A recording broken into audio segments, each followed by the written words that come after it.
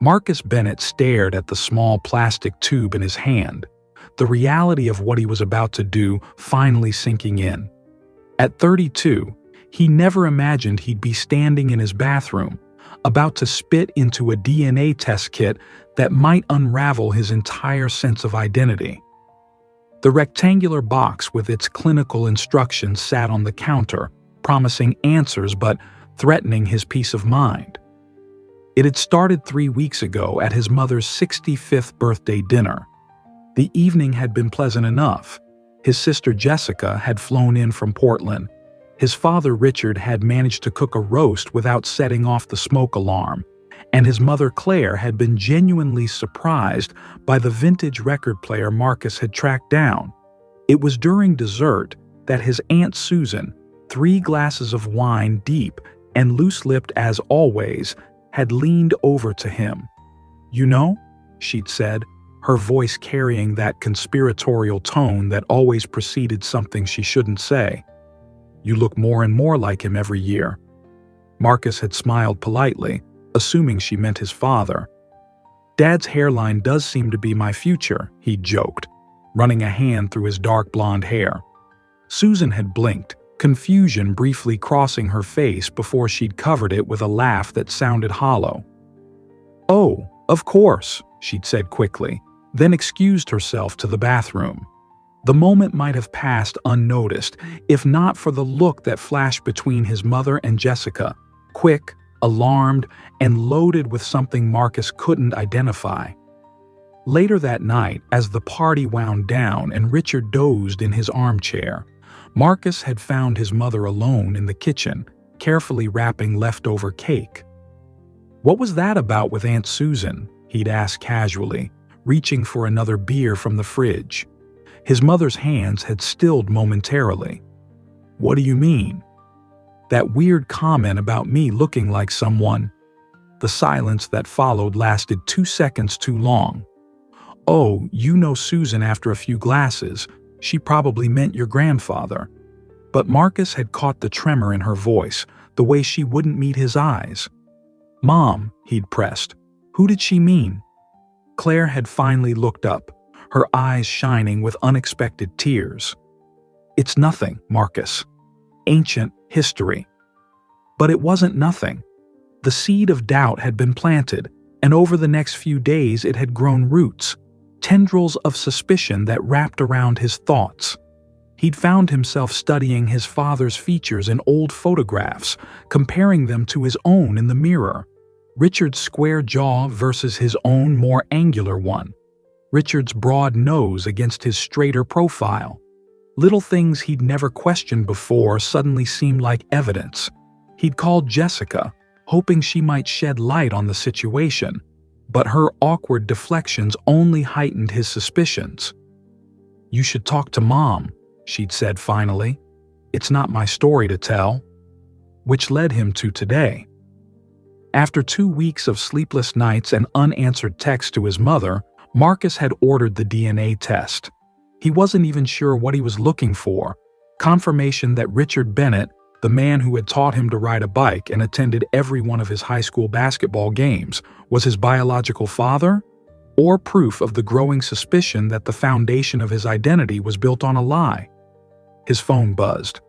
A text from his father, his dad, asking if they were still on for their monthly golf game this weekend.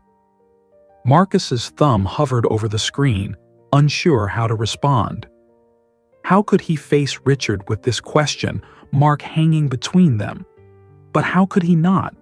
Richard had been his rock for 32 years. With a deep breath, Marcus uncapped the tube and spat. Whatever truth awaited him, he needed to know. 6 to 8 weeks, the instructions said. 6 to 8 weeks until his past might be rewritten. As he sealed the sample and slid it into the prepaid envelope, Marcus couldn't shake the feeling that regardless of the results, nothing would ever be the same again. The envelope sat in the mailbox for 3 days before Marcus finally worked up the courage to send it. The weeks that followed were a strange limbo. Life continued as normal on the surface, but underneath, everything felt temporary, conditional. He went to work at the architectural firm, met friends for drinks, even played that round of golf with his father, all while carrying the weight of his unspoken doubts. Richard had noticed something was off. "You seem distracted today, son," he'd said, as they walked between the 14th and 15th holes. "Everything okay at work?" Marcus had nearly confessed then and there, the words rising to his throat like bile. Instead, he'd blamed it on a difficult client and a looming deadline. The lie had tasted bitter. 5 weeks after mailing the sample, Marcus received an email that his results were ready. He was alone in his apartment when he logged into the website, his hands shaking slightly as he navigated to the results page. The information loaded in segments, ethnicity estimates first, predominantly Northwestern European with traces of Mediterranean, no surprises there. Then health markers, and finally, DNA matches. At the top of the list was Jessica, correctly identified as his sister. Relief flooded through him momentarily. At least that relationship was real. But as his eyes scanned down the list, searching for Richard Bennett, his stomach dropped. His father wasn't there. Instead, in the spot where a parental match should be, was his mother, and then a series of distant cousins he'd never heard of. Marcus sat back in his chair, the room suddenly too small, too hot. It wasn't definitive. Perhaps Richard simply hadn't taken the test. But combined with his suspicions, it was damning evidence. He clicked through various screens, looking for any information that might contradict what he was seeing, when a notification popped up. New close relative match found. The profile belonged to someone named Oliver Caldwell. The relationship prediction: half-sibling or uncle. Marcus stared at the unfamiliar name, his mind racing. Half-sibling would mean they shared one parent. Given that his mother was confirmed as his biological mother, that left only one possibility. This Oliver Caldwell shared his biological father. Before he could talk himself out of it, Marcus clicked "Send message" and typed, "This may sound strange, but I think we might be related. Would you be open to talking?" He hit send, then closed his laptop, unsure whether he hoped for a response or not. 2 days later, he was sitting across from his mother at her kitchen table. Richard was at a fishing tournament for the weekend, giving Marcus the opportunity he needed. Claire looked tired, her usual vibrancy dimmed by the seriousness in her son's expression. "I took a DNA test," Marcus said without preamble. His mother's hand, reaching for her tea, froze midair. "Oh," she said softly, "Dad isn't on my match list." Claire lowered her hand to the table, her wedding ring catching the afternoon light. "I know." The simple admission hit Marcus like a physical blow. "How long were you planning to keep this from me?" "Forever," she answered honestly. "It wasn't supposed to matter." "Not supposed to matter?" His voice rose despite his efforts to stay calm. "My entire identity is built on a lie, and it wasn't supposed to matter?" "Your identity isn't a lie, Marcus." Claire's voice was steady now, finding strength in the truth finally being spoken. "Richard Bennett is your father in every way that counts. He raised you. He loves you. He chose you. DNA doesn't change that." Marcus took a deep breath, trying to process. "Who is he then?" "My biological father?" Claire looked down at her hands. "His name is Daniel Caldwell. We dated in college before I met your father. It was brief but intense. By the time I discovered I was pregnant, we had broken up, and I had started seeing Richard." She paused. "Richard knew from the beginning. He proposed anyway, said he wanted to raise you as his own. Did this Daniel know about me?" Claire nodded slowly. "He knew I was pregnant. I told him I was keeping the baby, but that Richard and I were getting married. He respected our decision. He moved away shortly after and started his own family." Marcus thought of the name on the DNA website. Oliver Caldwell. Claire's eyes widened. "What?" I matched with someone named Oliver Caldwell, half-sibling or uncle, the site said. Daniel had a son, Claire whispered. I heard through mutual friends years ago. Marcus pulled out his phone, opening the message he'd received that morning but hadn't yet answered. This is unexpected. Yes, I'm open to talking. My father is Daniel Caldwell. If you're who I think you might be, I've always known you existed. Always known. The words echoed in Marcus's mind as he looked back at his mother. I need to meet him, he said. Both of them. Claire's eyes filled with tears. And Richard? What about your dad? The question hung in the air between them, heavy with 3 decades of love and trust. Marcus didn't have an answer yet. The cafe Marcus had chosen was neutral ground, a place with no memories attached, no history that might cloud what was already a complicated meeting. He arrived 20 minutes early, ordering a black coffee he knew he wouldn't drink, his stomach too knotted with anxiety to accommodate anything else. The past 2 weeks had been a whirlwind of texts and phone calls with Oliver, each revealing another piece of a puzzle Marcus hadn't known he was solving. Oliver had grown up knowing about him. Daniel Caldwell, their shared biological father, had been honest with his son about the child he'd fathered before Oliver was born. He kept a respectful distance because that's what your mother wanted, Oliver had explained during their first phone call. But he always wondered about you. When the cafe door opened at exactly noon, Marcus knew immediately it was them.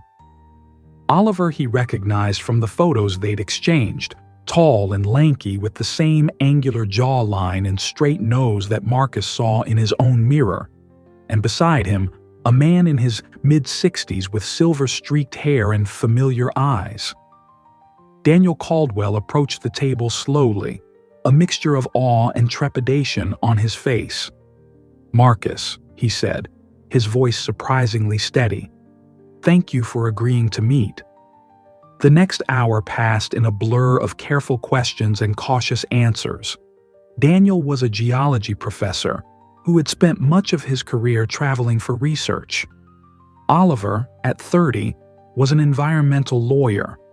They lived within a 2-hour drive of Marcus, but had respected the boundaries Claire had established decades ago. I always hoped you were having a good life, Daniel said, his coffee cooling untouched before him. When Claire told me she was marrying Richard, I knew he would be a good father, better than I could have been back then. He was. He is, Marcus said automatically, then fell silent, processing the strange reality of discussing his dad with his biological father. Would you like to see something? Daniel asked after a moment, reaching for his wallet. He pulled out a worn photograph and slid it across the table. It was a younger Daniel, perhaps in his 30s, standing outside a university building. That's from my first teaching position. Oliver's mother took it. He smiled sadly. I keep it, because if you look in the background, there's a construction site. I found out later it was the library your firm designed, the one Richard was the lead architect on. Marcus picked up the photo, studying it more closely. Sure enough, there in the background was the distinctive arched framework of the Westbrook Library, one of his father's early projects. You knew who he was? Daniel nodded.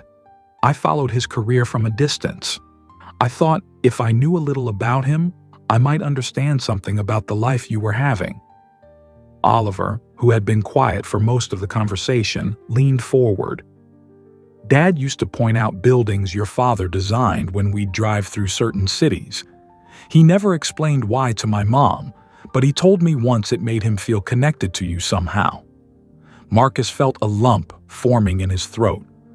I still haven't told him, Richard, about any of this. Are you going to? Oliver asked. I have to, but I'm scared. Daniel's expression was understanding. That's natural, but from everything I've gathered about Richard Bennett over the years, he's a man who loves his family fiercely. That doesn't change with DNA. After they parted ways with plans to meet again, Marcus drove straight to his parents' house. Richard was in the backyard, tending to the vegetable garden that had become his retirement project. He looked up as Marcus approached, smiling broadly. "This is a nice surprise," Richard said, removing his gardening gloves. "Your mother's out shopping if you were looking for her." "Actually, I came to talk to you, Dad." Something in Marcus's tone must have alerted Richard because his smile faded slightly. "Sounds serious? Everything okay?" They sat on the old wooden bench that Richard had built when Marcus was a child. As Marcus explained about the DNA test, the meeting with Daniel and Oliver, and everything he had learned, he watched his father's face carefully for signs of anger or betrayal. But Richard's expression remained calm, though his eyes grew sad. "I always knew this day might come," Richard said when Marcus finished. "I just hoped it wouldn't change anything between us." "You're not angry I went looking?" Richard shook his head. "I understand curiosity, son, and I've never blamed you for wanting to know where you came from." He paused. "What I'm wondering is if this changes how you feel about me." The question hung in the air, bearing the weight of 32 years of birthdays and baseball games, of homework help and heartbreaks, of 1,000 quiet moments that had shaped Marcus into the man he was today. "You're my dad," Marcus said simply, the words containing all the truth he needed. "Nothing changes that." Richard's eyes glistened as he pulled Marcus into a hug. "I chose you," he whispered fiercely. "Every day, I chose you." Later that evening, as Marcus prepared to leave, Richard handed him a small wooden box. "I've been keeping this for the right moment," he explained. "I think this is it." Inside was a handwritten letter dated a week before Marcus's birth, addressed to "My son." The first line read, "Today I'm making you a promise that DNA doesn't determine family, love does." Marcus looked up at his father, his dad, with new understanding. Some truths were written in blood, but the most important ones were written in time and choice and love. His family hadn't shrunk today, it had grown. And the man who had shown him what it meant to be a father was still standing beside him, as he always had been. Thank you for watching until the end. If you enjoyed the video, make sure to like and subscribe to the channel. There's a lot more interesting content coming soon.